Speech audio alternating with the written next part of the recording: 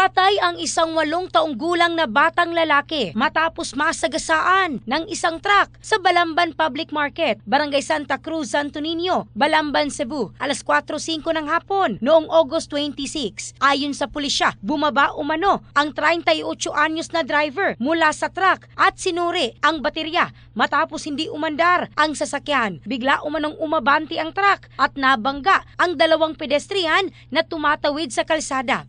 Nasagasaan ng unahang gulong ng truck ang 8 taong gulang na si Vix bago ito bumangga sa isang nakaparadang tricycle. Agad dinala sa ospital ang bata at ang 63 taong gulang nitong lola na si Vicinta. Ngunit, idiniklarang dead on arrival ang bata bandang alas 4 ng hapon. Kapwa nagtamo ng pinsala ang 2 sasakyan habang nagpapatuloy ang investigasyon ng Balamban Police Station sa insidente. In the heart of changing lives, ako si Michelle Craste ng Brigada News Philippines, the Music and News Authority.